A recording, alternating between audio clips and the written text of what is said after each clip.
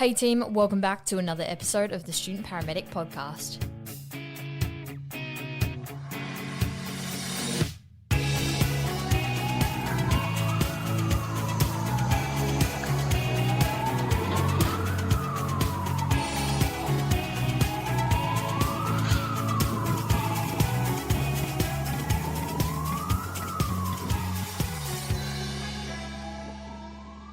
Hey team, welcome back to Season 3 of the Student Paramedic Podcast.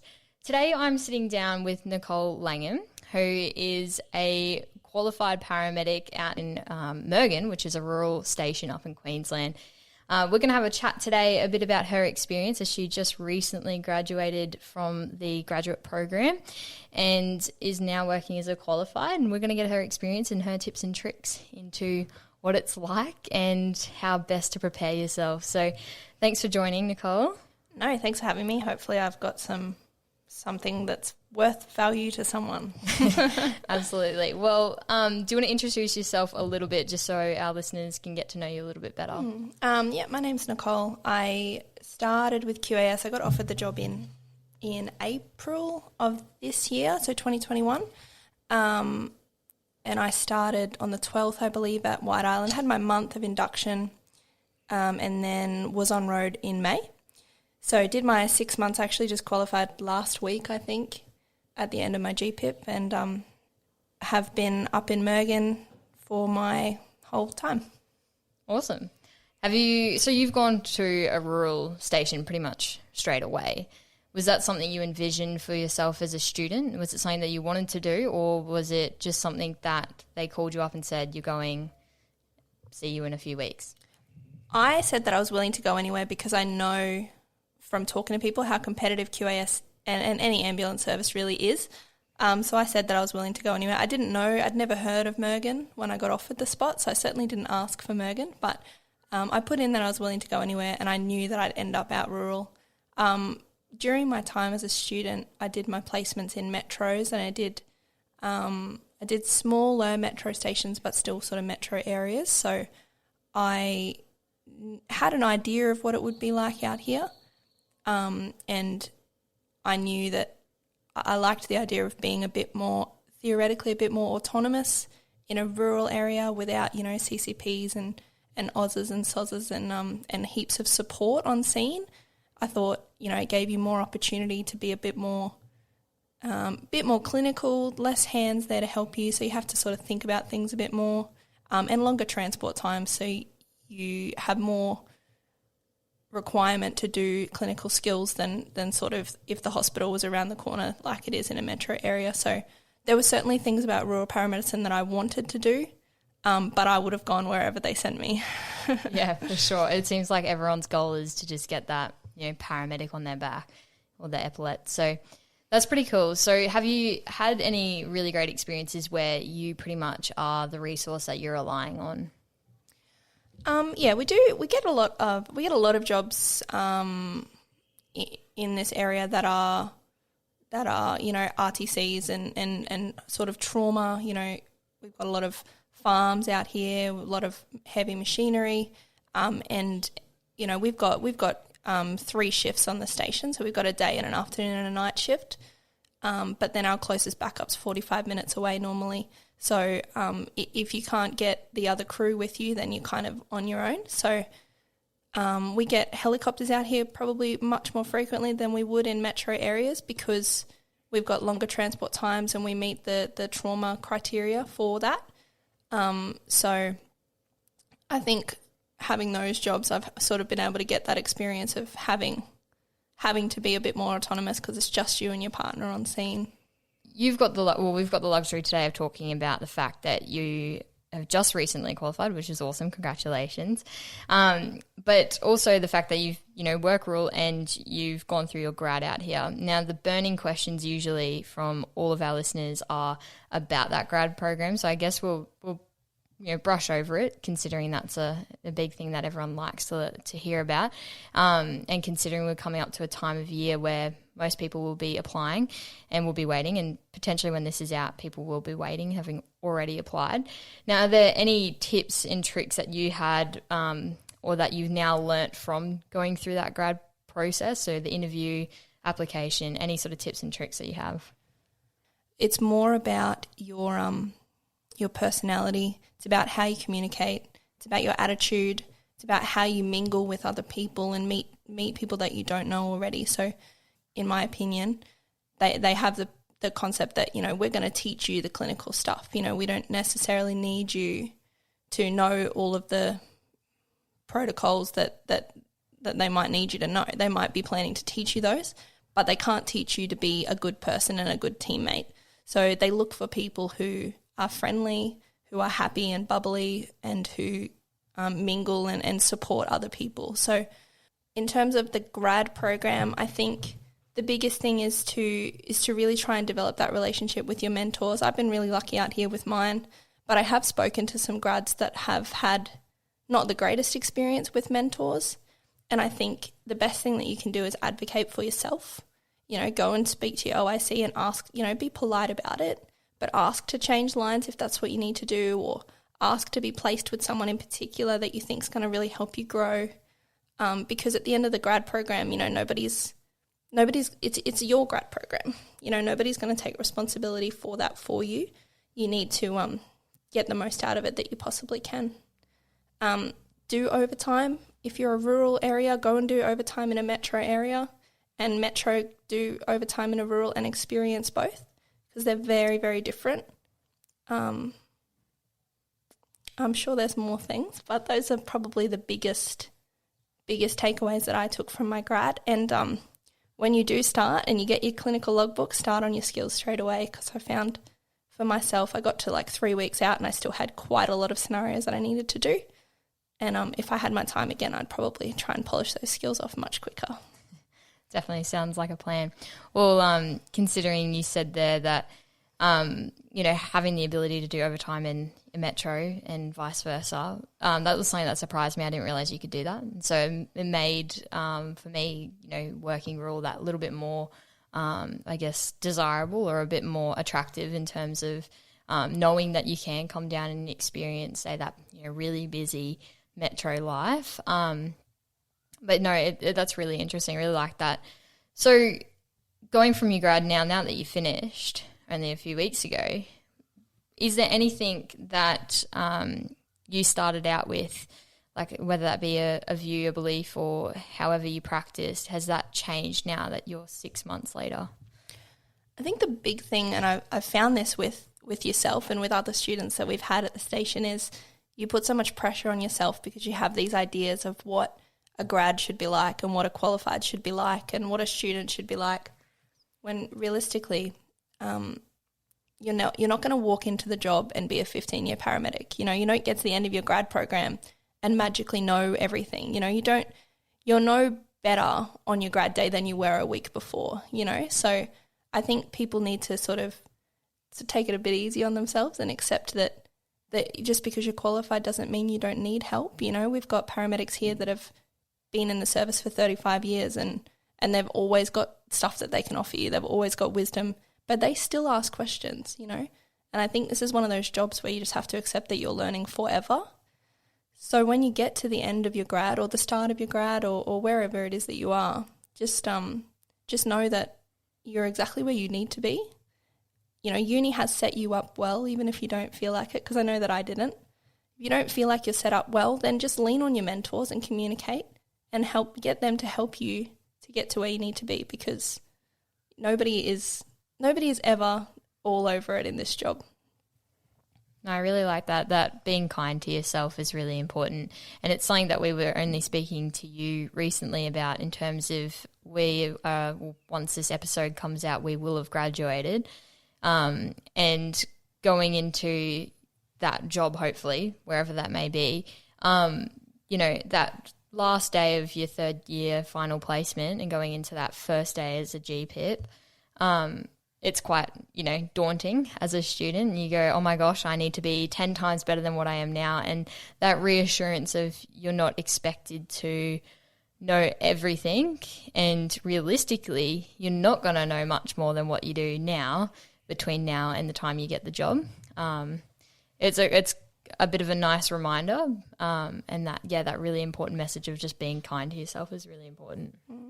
I think if anything, when you finally do get on road, you're probably going to feel like you know less than you knew as a student, because depending on which service you go for, it could be a few years before you finally get this job. And realistically, you're not going to be, in 2 years' time, you're not going to be as all over this uni stuff as you are today. So I think for me, like we talked about, when I have a grad, and we do actually have a grad on the station at the moment, we only really, and I say we as in qualifieds, not that I'm, not that I really have any expectations at all, but I think in my experience, what qualifieds expect from you is that you feel you're capable to run a job, and your qualifieds are always going to step in if they feel like you need some help or you ask for help. That's what they're there for. And even now when we go to a job, if one of us feels more capable than the other of this particular job due to experience, then, but when I have a grad or when we have grads, all we really expect of them is to be capable of running a job, to have a plan in place and to start achieving that plan, and to communicate with their mentors whenever they need to, or their partners whenever they need to. I wouldn't expect anyone to be perfect on any job, and that's why there's two of us. So the best advice I can give you is to just relax a little bit and accept that no grad is a CCP, you know what I mean? Like, you're not going to be a 35-year paramedic on your first day, and your experience level is not going to be like that. So your knowledge is not expected to be like that. So just relax and try and enjoy it, and try and just get as much information from as many people as you can. Yeah, that's a really good piece of advice, and it ties in nicely with even just being like having humility and knowing that, you've got so much more to learn. And like you said, it's a job of lifelong learning, and pretty much everyone, can attest to that. But definitely is a really nice reminder that your expectation doesn't just jump from, being a third year all the way up to like a CCP level, which a lot of people would put that pressure on themselves. Now, we were talking about just then the grads, but what have you experienced with students, and what's your expectation, I guess, with students?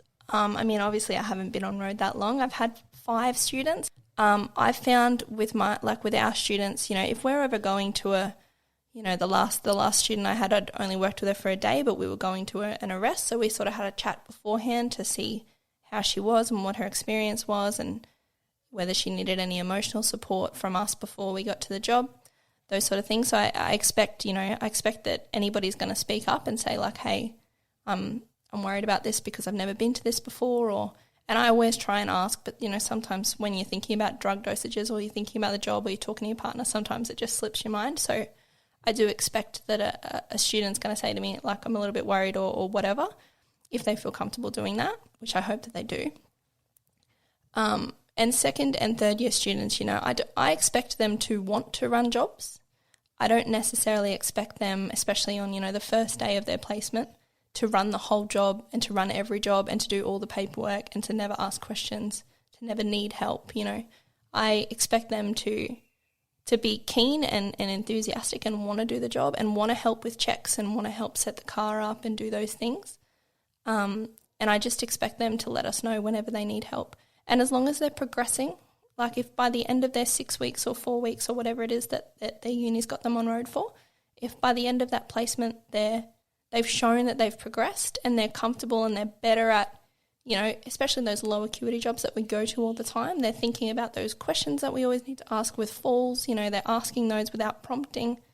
That's what I expect. I just expect progression, really, more than anything else. At the end of the day, you're a student. When you're a grad, really you're still a level of a student, and I just expect progression, really.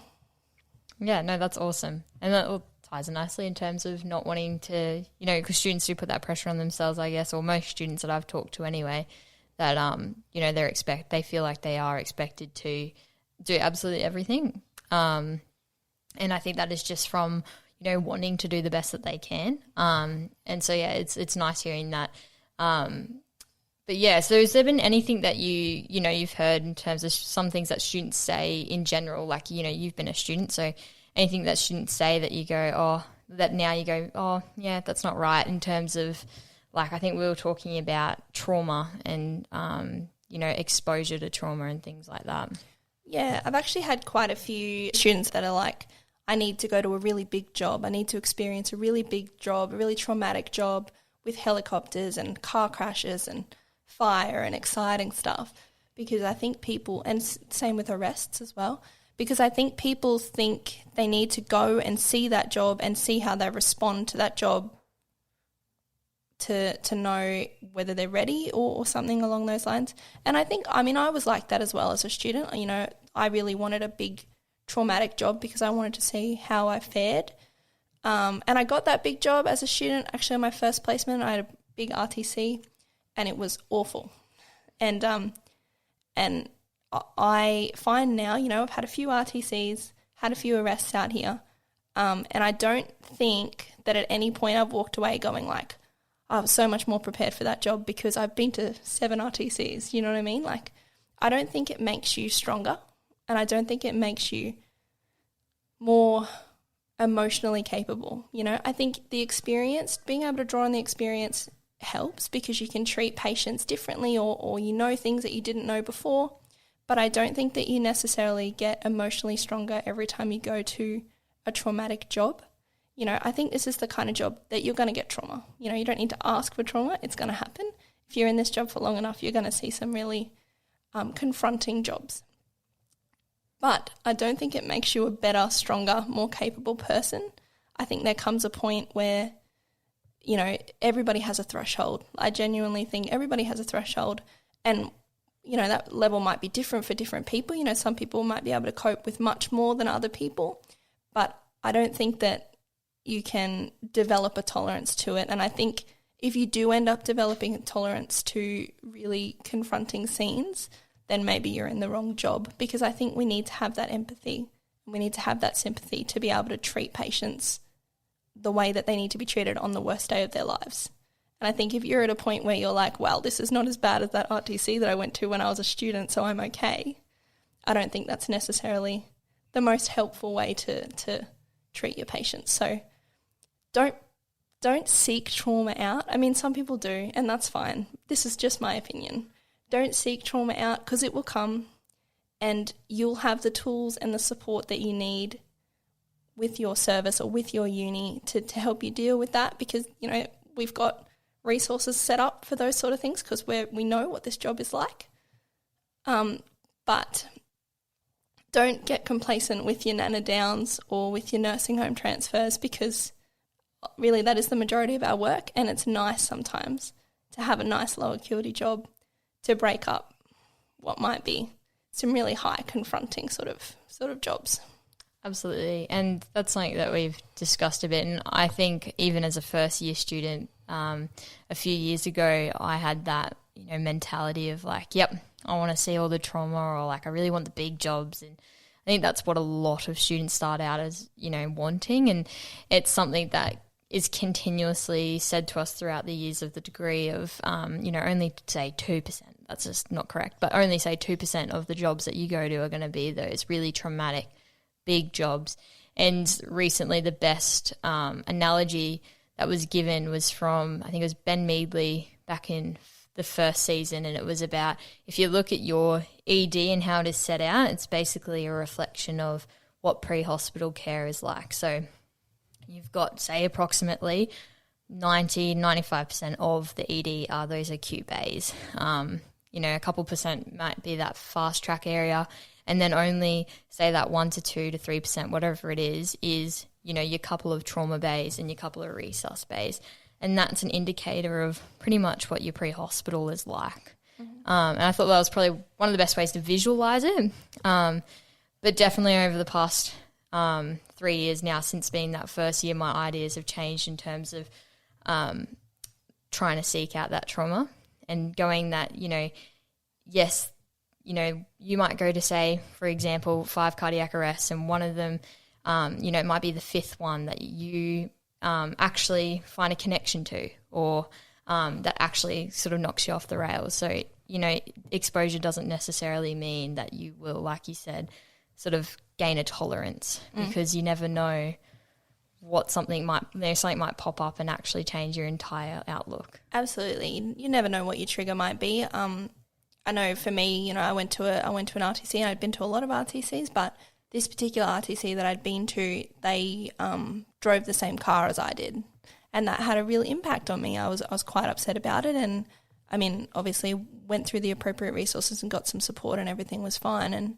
And it's funny because you expect to have this really big reaction. It's not necessarily a big reaction, but it's just something like, I wasn't sleeping as well afterwards, or I was thinking about it a lot more, or those sort of little things, like not necessarily a huge outburst, but just something to let you know that you're kind of reliving that event for whatever reason. You're thinking about that event a lot. But I do think, don't get me wrong, I do think experience is everything. I think you might go to a similar job 2 weeks in a row, and the second job you'll do better because you'll think of things that you have had a week to mull over because you went to a job that was similar. So I'm not saying that you won't necessarily be sharper or more skilled, I suppose, but what I'm saying is I'm talking purely about that emotional ability to develop a resilience to those sort of things. I personally just don't think that you can develop an emotional resilience to trauma. You can work on your coping mechanisms and be stronger, but I don't think that trauma ever is going to one day not bother you. Yeah, for sure. No, and that's something that's, because you can go 30, 40 years in the job and then all of a sudden have something creep up on you, which is something that we've been told as well. Do you have any tips and tricks or any sort of approach to debriefing or, just looking after yourself and your well-being for this type of job? I don't think that you can ever underappreciate the value of talking to your partner. You guys were on the job together. They saw exactly what you saw and they can understand it on the same level as you can. On top of that, obviously you've got your peer support officers or your counselling services. I'm assuming the uni has something similar, who they weren't on the scene and they've got that ability then to talk to you about the emotional side of it and your reaction to it. And the particular car crash that I had a problem with as well, what I ended up doing was talking to a CCP that was on scene, and he was able to help me understand physiologically what had happened to the patient, and that helped me a lot too, because once I understood, how limited our abilities would have been in that particular situation, I felt better about the outcome. So that's me personally, but I think now, I've got a good support system at home. I talk to my partner quite a lot, and he's really supportive. And then I have, family and I have a lot of other people in medical fields that I can talk to about things. But I don't think that you can ever undervalue talking. I know a lot of people don't like to talk. I think talking is really, really helpful, and I think it can help you identify problems that you maybe didn't realise that you were having about things. And I think that there's a lot of counselling support and things available to first responders. Yeah, for sure, and especially for students and stuff, because I guess it's a bit of taboo, but basically, in terms of mental health, and it's just that being able to build your own good well-being, I guess, and having those supports in place for if something does go bad or if you just do need to talk to someone. And it's something that's been mentioned a lot on this podcast, and we've had very experienced flight paramedics talking about how, they even have psychologists in place. They talk about their specific, processes, so that, that people can get an idea that this isn't something that you've just got to try and, I guess, basically, walk through every day and, not think about it, because it's an important part of maintaining longevity in the job. So I guess moving more towards a clinical side, and your grad years or half a year is, quite a massive learning experience, because you're gone from some students, a few weeks on placement on road to being on the track all the time. How have you, or do you have any tips in terms of developing that systematic approach or the way you assess patients? I'll be honest, my systematic approach was something that I wasn't great at. It was something my mentors pointed out to me initially, repetitively, was that I didn't have that down pat. What I actually ended up doing was, I spent a lot of time researching, but what I ended up doing was starting out with the way that I wrote my notes, like my clinical notes in the EARF. I spent a lot of time researching the best systematic way to write notes. And then once I had that, I copied and pasted that into my notes in my iPad. So all of my notes for my patients are the same. Obviously, I'm taking out anything that's not relevant. But because I write my notes that way, I now treat my patients that way. So when I go into my patient, I treat them all exactly the same, and it covers each system. So that allows me to focus on important things. And then if I did miss something for whatever reason, then when I'm writing my notes, I can go, oh, I forgot to ask them about this thing. So I think that's how I ended up trying to get more systematic, was I focused on the writing side of it, and that helped me to prompt me to do things a certain way. But I mean, as well as that, you know, your partner still sort of interjects and asks questions, and you go, oh, I should have asked that, or, you know, so it's all about that partnership. But for me, that's how I went about it. And also there's so much value in doing scenarios. You know, the guys here in Mergen are so great. They'll run you through scenarios whenever you ask, and they'll give you heaps of feedback. And that's the other thing as well, is I always ask for feedback, and I always ask for feedback from students, from our grad. When I work with him, I ask him for feedback, and from our qualifieds, because it doesn't matter. I don't think it doesn't matter who you're with. Someone's going to notice something and go, oh, hey, I think you could have done that better. And I think asking for feedback and accepting feedback makes you just better all round. I think not even as a paramedic, but maybe just as a person, being able to take some feedback and take that on board and try and improve that. So that's probably how I went about it. No, that's great. In terms of that feedback, do you undertake like a formal sort of way of reflections and debrief in terms of that, or is it just like taking that on board and trying to reassess and go forward from there? I guess when you're doing your grad program, you do have regular debriefs, and if ever an incident arises, then you then have a chat to your OIC about that. But I think most of the time it's quite informal. You know, as part of your grad, you do some reflections on your cases. But once you're away from that, I think it's more just informal, having a chat with your partner. And unless something's really gone wrong, I don't think it's ever going to be a formal thing.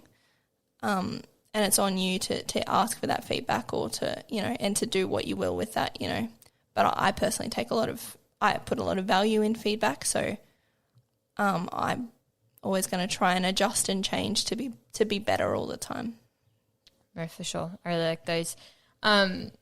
So just moving on to, I guess we'll go through some kind of like final questions. What would be your piece of advice to students or new grads that you wish you had known? Well, my advice to students is, when you are applying, put down that you'll go anywhere and be open-minded about wherever it is that you end up going. In terms of new grads, like I said before, take overtime in areas that are different. If you're in a metro area, go and do a few days in a rural and do EA and experience that and see what you think. And on top of that, make sure if you're unhappy with your mentors, make sure you're passing that on to, be nice, as I said, be nice about it. But if you feel like you're not connecting with your mentor and you could maybe be better served elsewhere, then that's on you to kind of go and have a chat to your OIC and see if it's possible to move things around a little bit. And like I said before, make sure you're ticking off your skills nice and early. Don't be like me and wait till think you have plenty of time and leave it, and then end up trying to rush through it at the end. No, I like that. And that was nice before as well at the start when you said sort of be your own advocate and take responsibility for your grad year. Like, you only get out of it what you want, really. Exactly. And I think for me, I knew in the lead up, I knew that my first day back as a qualified that I was working with a grad and a student, and I knew that. And I say that, we had a qualified crew and an OIC on the station, so I wasn't concerned, and I knew that on that day I would be expected to be confident and capable of handling the job, and that's on me and that's not on anyone else. I wouldn't have had the ability to stand up and go, well, I didn't think that I had a good enough grad program, because you've had 6 months and you've had your opportunity then, I guess, to kind of raise any issues that you thought you had. And then once you've got the stripes on your shoulder, you're expected to be an ACP, So I think you need to get everything out of it that you can get out of it, because at the end of the day, it's yours and it's your responsibility. No, that's a really good one. The second one is, what's been your biggest mistake that's resulted in your greatest learning? I had a job a little while ago. We had a traumatic arrest that was the result of an RTC, but I hadn't been to a traumatic arrest before, and I had spoken a couple of times to people and said, this is not something I feel capable of, I'm not confident with. I shouldn't say not feel capable of, I'm capable of it. I'm not confident with it. I can't remember exactly where to start and what to do, and I need to run some scenarios. And then I never did, and I should have, because we'd lined up and gotten ready to run them, and then we'd gotten jobs or we'd gotten, whatever, and it just hadn't happened. And so we're on the way to the job, and my partner said to me, do you want to run this job? And I was like, oh, look, I would love if you could run it, and I will, sort of do whatever you need me to do and be secondary. Now, first of all, looking back on that, I don't necessarily think it's a bad idea to not run an airway in that job, because there are so many other skills that you can do as a secondary in that job. So I don't necessarily think it was bad that I didn't do airway. I should have wanted to run the job is sort of the feedback that I got, and I don't disagree with that. But I thought, as secondary, I'm going to be able to do, a lot of other skills as well. And then because of the nature of the job, there were a lot of crews on scene. So I ended up hesitating, and I didn't end up jumping in and doing those skills. So when I looked back at the job, it had no detriment on the patient, because there were so many paramedics there that were capable of doing all these jobs. But when I looked back, I thought, that job that paramedic did, I could have done that, and it would have been a really good learning experience for me. And so retrospectively, it was a job, it was a protocol that I knew that I wasn't all over, and I should have studied it harder, because it could have come up at any time, and in the end, like I said, it didn't affect the patient's outcome, but it affected what I could have gotten out of that job as a student. So I ended up losing a couple of skills that I could have done in real life that I ended up having to do in sims for sign-offs, because I sort of hesitated. So looking back, I'm going to do the scenarios when I identify that there's a CPG or a CPP that I'm not confident with. I'm going to do that scenario, and I'm going to take that leap as well in those jobs. Well, I mean, I'm qualified now, but as a grad, I ended up then doing an arrest a week later, and I ran it, and I did the airway, and I did all that stuff. So that was really good. I looked back and I was like, well, I'm really glad that I was able to do that, and I wish that I'd done that at that first job, but I just hesitated too much, I suppose. So that's probably my biggest regret, looking back at any job that I've done. I wish that I'd just jumped in, because there was no real reason that I stepped back. I could have done all those things. I'm not sure. I just sort of got a bit overwhelmed, I think, and took a step back, and I ended up just getting oxygen and running back and forth to the truck and getting things which, that needed to be done. That's not a bad thing, but as a student, I could have been hands-on learning and doing those skills myself. So that's probably the biggest thing that I wish that I'd done when I was a grad.